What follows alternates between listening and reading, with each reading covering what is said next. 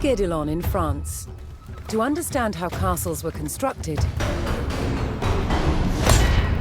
they're building one from scratch, using just the tools and materials of the medieval age. It's a 25-year project, the world's biggest archaeological experiment.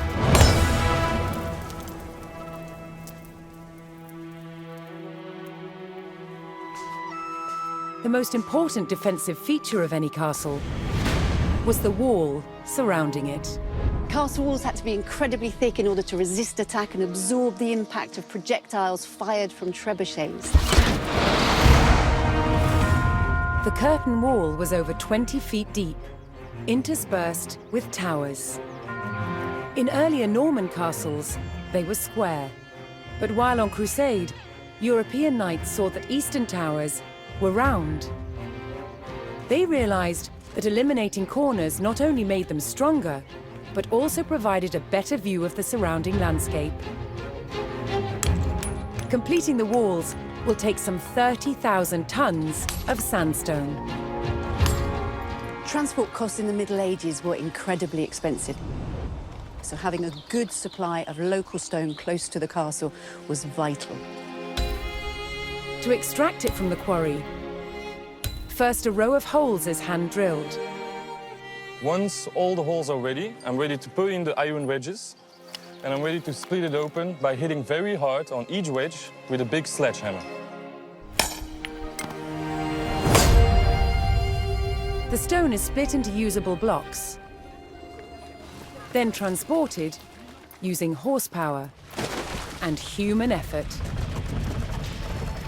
This treadwheel crane can lift up to half a ton. The walls are built like sandwiches. On the outside, you have facing walls built from better quality stones. And the inside, the rubble cores, they're built with softer stones and other offcuts from the quarry. And they're built up in layers with a very thick, coarse mortar. This ingenious method makes the walls better able to withstand hits from a trebuchet.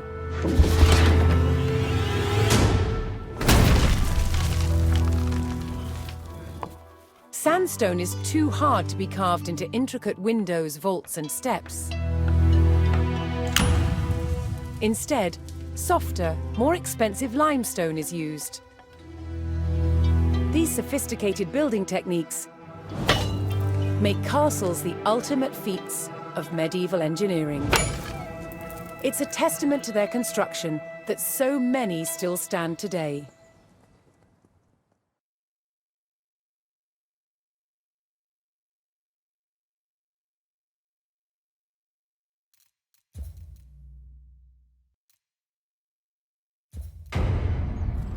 One weapon more than any other dominated warfare in the Norman period: the crossbow.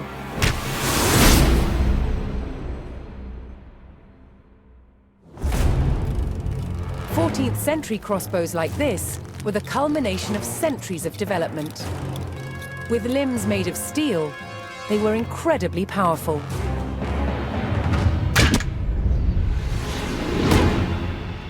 But earlier Norman crossbows had limbs made of wood. There was a limit to how powerful these wooden bows could be. So the idea that Norman crossbows were a powerful weapon is really a myth. Despite this, they were effective at medium range, and that was enough in battle. Drawing the bow repeatedly took a lot of strength. Thankfully, help was at hand. A crossbowman spanned his weapon with a device called a belt and claw. This gave him extra leverage, allowing him to use his back and legs to draw the string.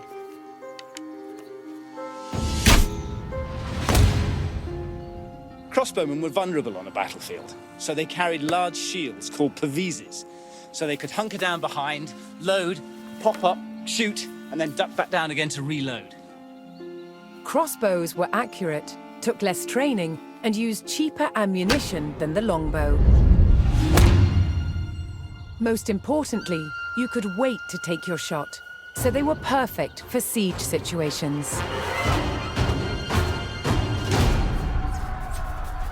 To protect crossbowmen when they were defending castles, they used specially built wooden galleries, called hoardings. But shooting down towards an approaching enemy presented its own problems. How to stop the bolt from falling off the crossbow before it could be shot? What they did is just place the thumb loosely on the top of the bolt, which is just enough with a light pressure to hold it in place. Around 1200, the Norman wooden crossbow was superseded by a new design, the composite bow. With limbs made from horn and sinew, they could be made more compact than a wooden bow. And they could deliver up to 4 times the punch. They were, however, more expensive. So whether on the battlefield or the castle rampart, simple wooden crossbows remained the main weapon of the day.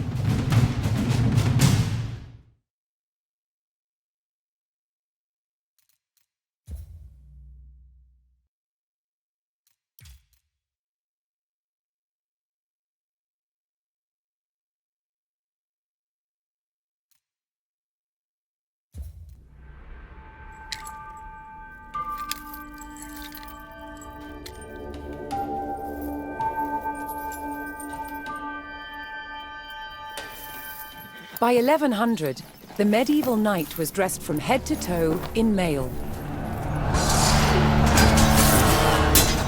Mail is really like a metal fabric. It moves and behaves like a cloth, but is actually made of hundreds and thousands of interlocking iron rings. It could turn and deflect a sword blade. As an armor, mail didn't work all by itself. It needed the addition of a padded coat. The coat absorbed the shock of the blow, whilst the mail turned away the cut. Together, they formed an incredibly effective protection.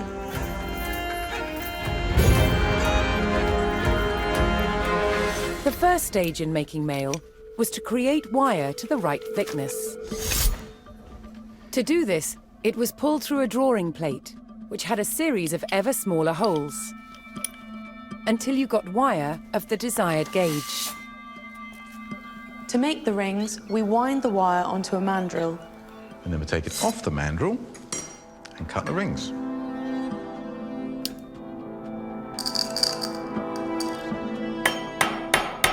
So I've flattened the overlapping ends of the ring, and I've pierced a hole through it. And now Nick has to put a rivet in it. The basic construction of mail would be a ratio of 4:1. So each ring goes through 4 of its fellows. Here you can see I've made a set of 5, which will then be joined to other sets of 5 to create a sheet of mail. Mail had to be tailored to a perfect fit. It had to be shaped for feet and legs, arms and hands, and, of course, the head. A skilled mail maker could make very precise shapes. Of course, for more complicated parts of the body, like elbows, we can actually tailor it in 2 different directions at the same time. Yeah. So if we fold this in half, we have an elbow. One of the main benefits of tailoring in mail was that it meant a knight didn't have to carry a single ring of extra weight that he didn't need to. The mail to cover a knight from head to toe required about 200,000 rings. High-status knights would have had their mail edged with gold, but most importantly, it had to be functional. Clad in mail with his shield and helmet, the knight was well equipped to face the weapons of the day.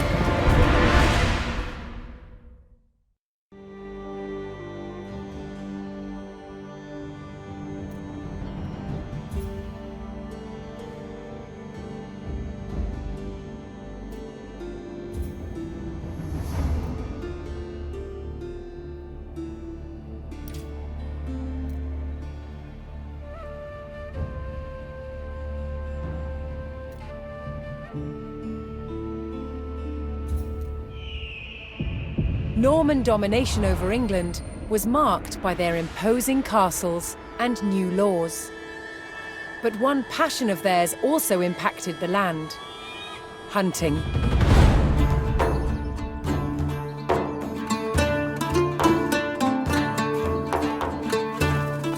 Norman nobility, both men and women, shared a love of hunting with birds of prey.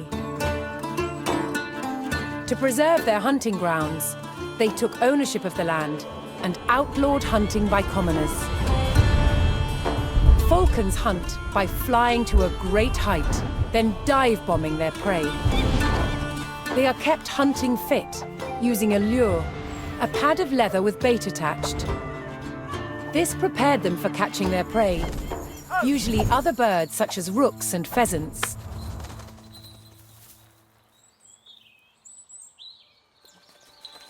While out hunting, a falcon might give chase to its prey far from the party. So, riders would follow them cross-country on horseback to witness the action. After a falcon had caught its prey, it was fed and would not fly again that day.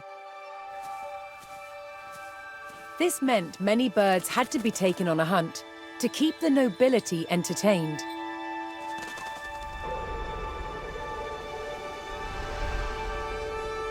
Rather than falcons being carried on horseback, which would jostle them, they were transported on a frame called a cadge. Although falconry was a horseman's sport, hawking was enjoyed on foot. Hawks, unlike falcons, have broad wings and hunt by following their prey in straight flight, often low to the ground, through woodland.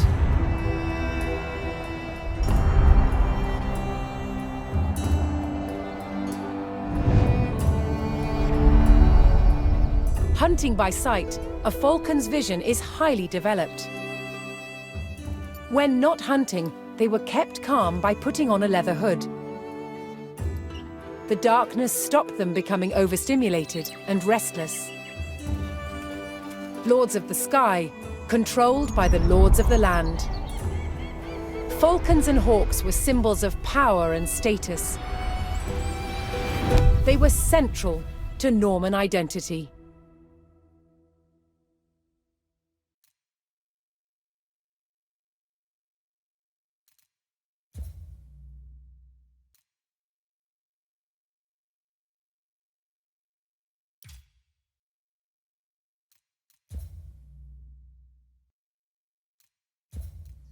A counterweight trebuchet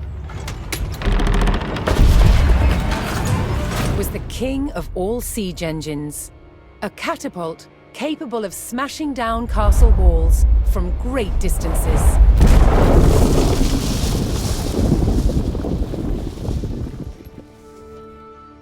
At Warwick Castle in England, they've built a replica, one of the largest in the world. Originating in 7th century China, by the 13th century, trebuchets had evolved into devastatingly powerful weapons. Such a simple design, but so effective. It has several key features. A pivoted arm with a weight at one end, and a sling to hold the projectile at the other. To prime, the 6-ton weight is raised using tread wheels. So this is one of the wheels, one of two that's attached to an axle, which would lift the counterweight, weighing 6 tons. It's based on muscle power alone. What's essential about launching a projectile as far as possible is making sure that this end of the arm is moving as fast as possible. So once that weight drops, it really sends this point of the arm moving at its highest velocity.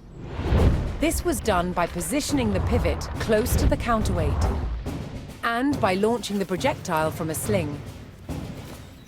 When released, the sling whips round, vastly increasing the launch speed. Trebuchets were carefully aimed, like modern guns. In order to weaken the castle walls or even breach them, you had to make sure that the projectiles hit the same spot every single time.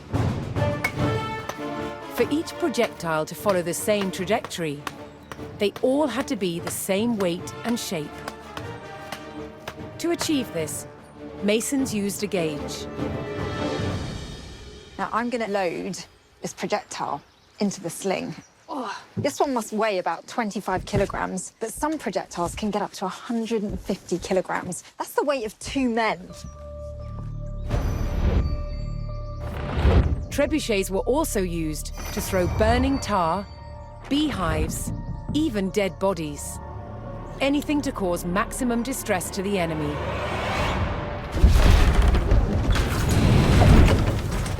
Did you hear that whoosh? It was the counterweight trebuchet's lethal combination of power and accuracy that made it the ultimate medieval siege weapon.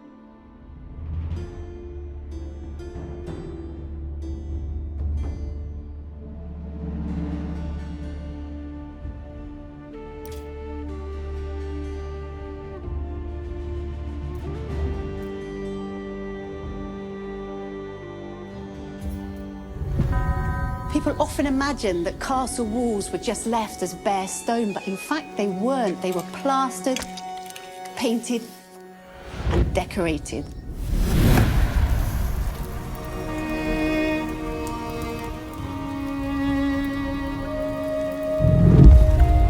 The process of making medieval paint begins in a quarry. This is a sandstone with a really high iron content. In it, we find pockets of ochre. This is iron oxide, like rust, and the ochre is one of the main ingredients in pigment making. First, the ochre is crushed into a fine powder. The finer the particles in paint, the better the paint will be. Once ground up, water is added. Then the mixture is sieved. This is the exact opposite of making pasta at home. At home, when you sieve your pasta, you then keep it for your meal. Here, what's going to end up in the sieve will be discarding. What's needed are the tiny particles suspended in the water. Once it's dry, it's going to look something like this. You can see that all the water has evaporated, leaving just this very fine crust, which will then be ground into the fine pigment which is used to make paint. But ochre's colour palette doesn't end there. If it's heated, something magical happens. Yellow ochre turns red. And heating it for even longer creates a whole spectrum of colours. It's been burnt for over 72 hours at 1,000 degrees Celsius, and that gives us this incredible purple colour. To turn the pigment into paint, it's bound together with egg and tree sap. A popular motif in the Middle Ages was the use of stones and roses. That's where you paint on blocks of stone to make it look like you could afford to pay stonemasons to produce dress blocks of stone and then decorate them with 5-petaled flowers. So, medieval castles were far from the gloomy places we imagine today.